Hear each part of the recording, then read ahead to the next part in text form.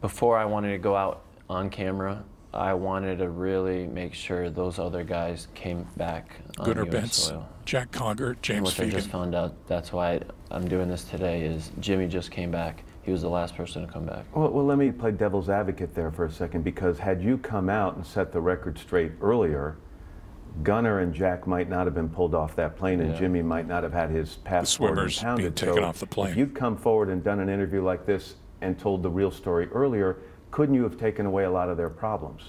Oh, by all means. And I think this is why I'm taking full responsibility for my actions, because if I didn't over-exaggerate the story to what I said when I did it, when it first happened with Billy Bush and yourself, and I told you the beach with full Billy Bush story, none of this would have happened.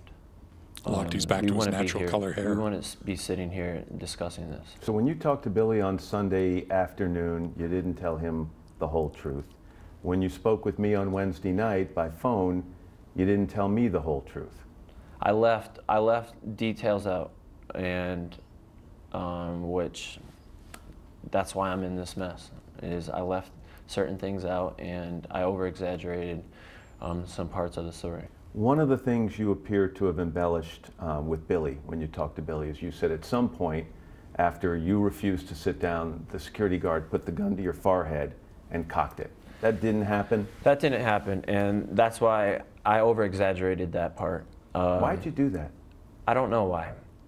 You know, it was still hours after the incident happened. I was still intoxicated. I was still under that influence. And I'm not making me being intoxicated like an excuse. I'm not doing that at all. I mean, it was my fault, and I shouldn't have said that. I shouldn't even just kept it like I'm not saying anything. But I over-exaggerated that part, and the gun was drawn, but not at my forehead. It wasn't cocked at my forehead. It was towards my general direction, and as you can see in the surveillance, that's when my hands went up. You told me on the phone, Ryan, you said, we are victims here. We are victims, and we're happy that we're safe. In the police press conference, they said, not victims, they're vandals. How do you feel about that? It's how you wanna make it look like. Whether you call it a robbery, whether you call it extortion, or us paying just for the damages. Like, we don't know. All we know is that there was a gun pointed in our direction, and we were demanded to give money. Well, video that's of the a really surveillance interesting camera. point. I want to take a little time on this. If I were to ask you the same question again right now and say, were you robbed on Sunday morning in Rio, how would you answer it? I'd be like, I can't answer that, because I don't know because I was intoxicated, so I don't know. All I know is that there was a gun pointed at us, and we were demanded to give money, whether it was to pay for the damages of the poster, whether it was extortion, or whether it was a robbery. Like, I'm not equipped to. Except I want to point out that Gunnar, in his statement to police, said at some point someone who spoke English walked over and offered to help translate this altercation. And he made it clear that this security guard was telling the four of you, you need to pay for that stuff, that damage, before you can leave here, or I'm going to call the police. You understood that at that time, didn't you? Yeah, so then we had to give the money. Right, so but at that point it's not a robbery. At that point, you're striking a deal. You're striking a deal to pay for what damage you've caused so that he Video doesn't of the call swimmers police, coming out of the gas and this doesn't station become after ripping bigger a poster incident. off the wall. Isn't that fair?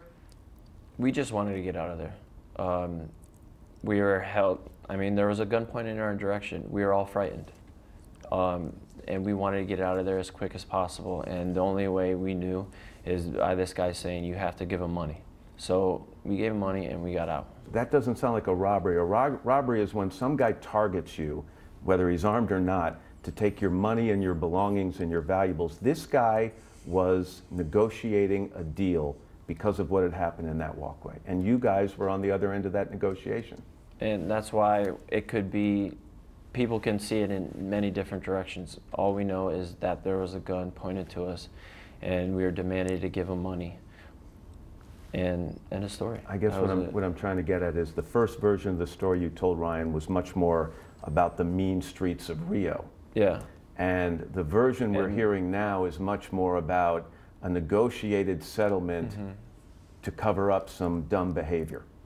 And that's why I'm taking full responsibility for it, is because I over-exaggerated that story. And if I never done that, we wouldn't be in this mess. Those guys would never be in Rio, or were in Rio. None of this would have happened, and it was my immature behavior of, you know, we just finished. We were wanting to celebrate, and we haven't been drinking or anything like months before that, and I definitely had too much to drink that night, and I was very intoxicated. And none of this would have happened if I didn't do that. Ryan Lochte talking to Matt Lauer earlier Olympic today, Park. and we'll have more from their conversation coming up right after this break.